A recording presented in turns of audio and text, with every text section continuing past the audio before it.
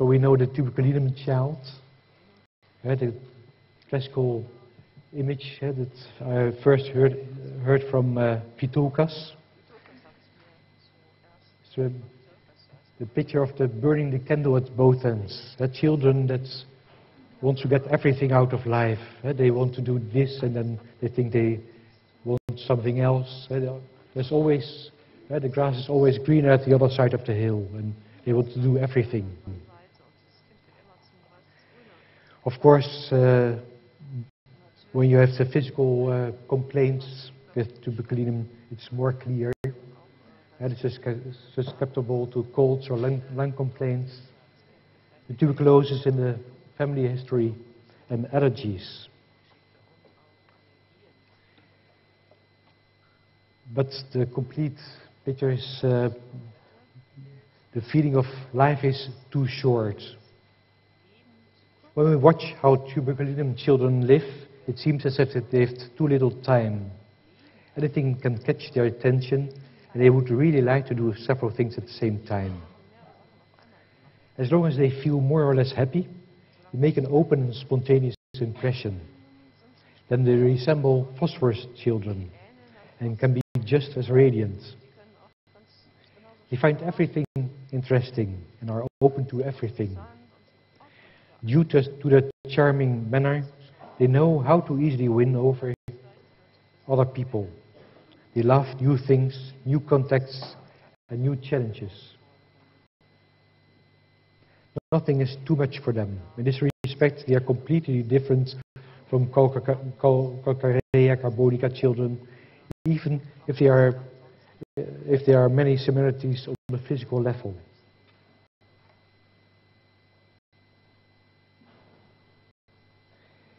In the restless journey of discovery, the needs for change and discovery can lead to discontent and restlessness. Tuberculinum is one of the homeopathic remedies that fits attention deficit hyperactivity disorder. They can't sit still at all.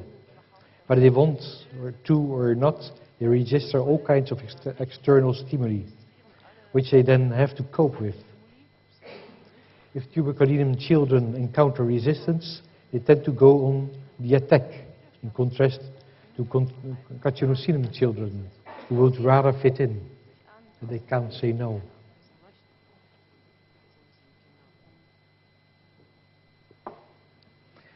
Their anger can turn into fits of rage. They throw things around, hit, scream, swear, and kick. They'll use any method to express their dissatisfaction. No is the only answer they give, even to well-meaning questions. Many times I've confirmed this. That is, if the parents say, my child always say no to everything, think about tuberculinum. If this behavior doesn't lead to success, then they want to leave and go somewhere else. When they are angry, they can run very fast. Other children may be too fearful to leave their family surroundings, but not tuberculinum children. As soon as they can walk, they make use of this mobility. Everything new is exciting, and traveling means everything to them. In tuberculinum, children are difficult to impress. They mostly have considerable self-confidence. When everyone else has already given up hope, they can still see a glimmer of light. They aren't afraid of being punished and can even react to punishment with complete indifference. They know what they want or what they don't want and go right to the edge for it. If their discontent and restlessness grow, it can quickly lead to changeable moods and impulsivity. Then they can break things or hurt other children. They give the impression that they can't help themselves, that they are being driven by some inner force. And one of the few fears that we see in tuberculinum is the fear of animals, especially dogs. Sometimes also cats, but most of the times I have seen them, they love cats. Although we should be cautious about physical characteristics, there are nevertheless some features that appear to be specific to tuberculinum.